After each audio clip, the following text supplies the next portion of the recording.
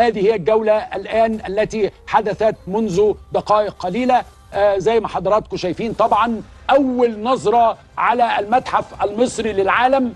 الناس الآن تستطيع مشاهدة بعض الملامح بعد أن كنا نشاهد فقط المدخل الذي كان يقف فيه رمسيس الثاني شامخا. وهنا طبعا هذه الجولة زي ما قلنا لحضراتكم كل الضيوف، وهناك طبعا وصف لما يحدث. نستمع ونرجع لحضراتكم مرة أخرى. In 1855 in 6 large pieces, then reassembled at its original site before being moved to Cairo in 1955. After meticulous restoration, it was transferred to the Grand Egyptian Museum and placed in its current location in 2018. بينما نسير معا نرى على اليمين عمود الملك مرمتاح ابن رمسيس الثاني الذي حمل راية النصر من والده وسجل على العمود انتصاراته ضد الأعداء وخطط لتأمين البلاد. As we walk through time, on your right hand side stands the column of King Meremtah, the son of Ramses II, who carried his father's banner of victory and inscribed on the column his records of triumphs and his vision for protecting Egypt. نتجه الآن إلى الدرج العظيم، رحلة تكشف حكاية الملوك والآلهة وحكاية مصر التي لم تعرف سوى الخلود. Let us now head towards the grand staircase, a journey through the stories of kings and gods and of Egypt's eternal legacy. ينقسم الدرج إلى 4 طبعا حضراتكم شايفين احنا لأول مرة بناخد بالنا من هذا الدرج المتحرك، ويعني يذهب ضيوف مصر مع سيادة الرئيس إلى قاعات أخرى وإلى أماكن أخرى. هذا الحجم وهذه الأبهة وهذه الضخامة يعني لأول مرة نستطيع ان احنا نتعرف عليها، لان احنا زي ما قلنا لحضراتكم احنا كنا بنتوقف فقط عند هذه المرحلة اللي فيها عدد من التماثيل، ولكن هذا الطريق الآن إلى القاعات ال12 الأخرى. حضراتكم احنا دلوقتي بننتقل من اللي فين يا دكتورنا؟ بننتقل دلوقتي إلى قاعات توت عنخ آمون. احنا جايين من بهو المدخل طالعين الى جوار الدرج العظيم على هذا السير الكهربائي اللي بياخد الضيوف دلوقتي للقاعتين بتوع توت عنخ آمون. طب واحنا شايفين طبعا انه في هذا الطريق الموضوع ليس خاويا، انت برضو ماشي بتشوف تماثيل، بتشوف مسلات، بتشوف أعمدة، بتشوف تواريخ، بتشوف اشياء كثيرة يعني 70 قطعة ضخمة. 70 قطعة ضخمة 70 قطعة في طريقك وأنت ذاهب تمهيدا لتذهب إلى الملك الشاب الذهبي توت عنخ آمون.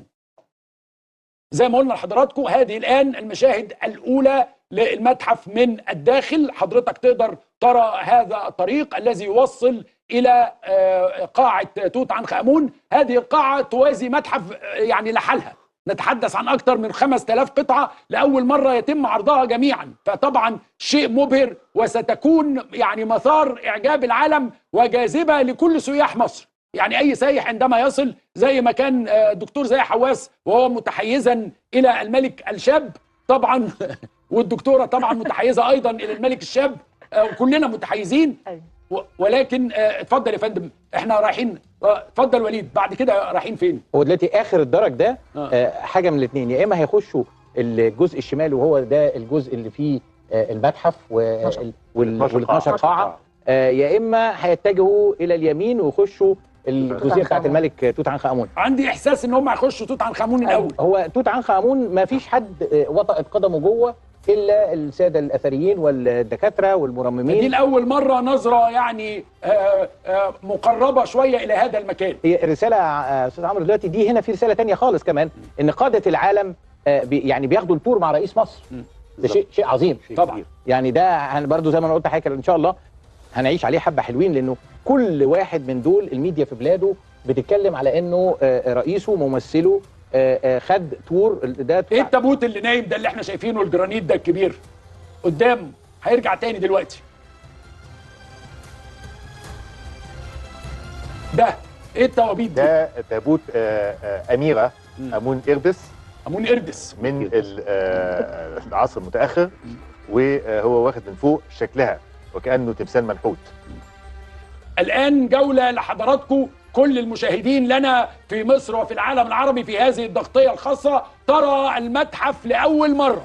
ستكون من يرى المتحف لأول مرة، طبعا غير الزعماء وضيوف مصر الذين يعني قاموا بهذه الجولة. واحنا شايفين يتوجه الرئيس يا إما إلى القاعات أو إلى قاعة توت عنخ آمون.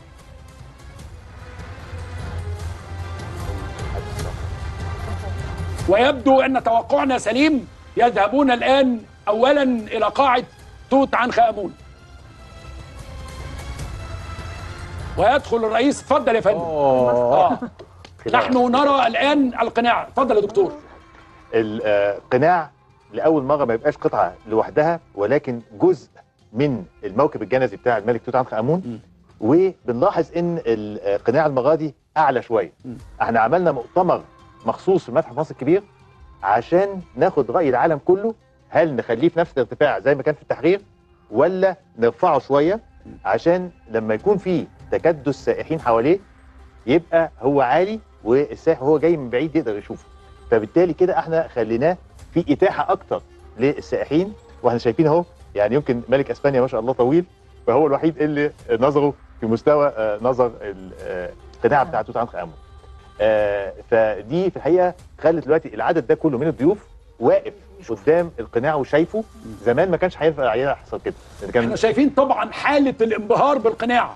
القناع ده قادر على انه يصيبك يعني الانبهار والتوقف لوقت طويل وتنظر له نظره طويله. وطبعا هذه هي كراسي الملك وسيارات الأسرة. ايوه سراير. الشيء الرائع في هذا الموضوع انه لاول مره تعرض مجموعه توت عنخ آمون كامله في مكان واحد، باستثناء الموميا. باستثناء طبعا المومياء الملكيه لا تزال في مقبرتها حتى الان في الاقصر، لكن انه يبقى كل كنز توت عنخ آمون في مكان واحد ده عباره عن معايشه كامله لهذا الملك، وكل اثاره اللي في اثار فيها لم يرها انسان سوى الاثريين او المتخصصين، فتعرض لاول مره. والعجلات الحربيه ايضا وكل شيء، كل ادواته. العجلات الحربيه بتعرض لاول مره كلها مع بعضها، ست عجلات. انا فاهم كان في عجله بعيده كانت في المتحف الحربي وتم ضمها ايضا لتكون مجموعه العجلات الحربيه كامله في المكان كامل. لا العبقريه العرض البتارين، لا ما شاء الله ما شاء الله. مصر لم تدخر جهدا في احضار افضل البتارين للمحافظه على الاثار بتاعتها. القاعه بصراحه تضاهي اي متحف في العالم، ويمكن افضل كمان. اللي هو احدث حاجه يمكن ان انت تشوفها او تتابعها. القناع رائع. انا فخور جدا ان احنا يعني رفعناه. ده من شغلك يا دكتور، ان انت من الناس اللي اصريت انه يكون القناع ده له هذه الحظوه وهذا الارتفاع. الحمد لله. والحقيقه يستحق هذا، لانه هو القناع الملكي الوحيد اللي باقي لنا حتى الان بالحضاره المصريه القديمه. القناع الملكي الوحيد اللي باقي حتى الان، يعني فيمكن ربنا يكرمنا في يوم من الايام ونلاقي تاني. طب ايه اللي احنا شايفينه الان؟ دول التمثالين اللي كانوا موجودين على بوابه الغرفه الجنائزيه، كانوا كانهم حرس، التمثال والقرين بتاعه، الملك والقرين بتاعه. ادي العجلات الحربيه. العجلات الحربيه يا دكتور، يا ريت لو تقول بس انه لما اترممت كان في اكتشافات. طبعا فيها العجلات الحربيه دي اكتشف مثلا انها كان في سير حوالين العجل. يعني يعتبر المصريين القدماء اول ناس تعمل نوع من الكاوتش. فلا يعني رمان البيلي. رمان بيلي يعني لا في لما اتفككت عشان تترمم. التابوت ده يا فندم، ده التابوت اللي كان بداخله التابوت الثاني والموميا. هو توت عنخ آمون وضع في 3 توابيت، واحد من الذهب الخالص 110 كيلو، وتابوتين تاني من الخشب المصفح بالذهب. ده اللي معمول من الذهب اللي قلت لنا 110 كيلو. 110 كيلو. 3 مع بعض. الموميا كان عليها 12 طبقه. ده كان 12 طبقه كفرنج. طبعا احنا شايفين الاخوه الضيوف انتهوا من هذه الزياره ويعودوا مره اخرى.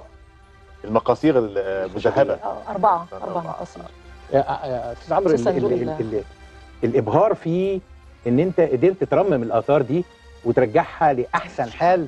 شوف انا دي كانت ماليه الغرفه الجنائزيه، وكان على الموميا نفسها في 12 طبقه.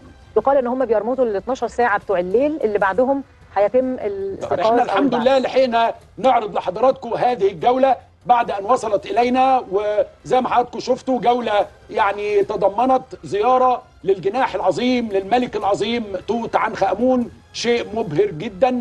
انا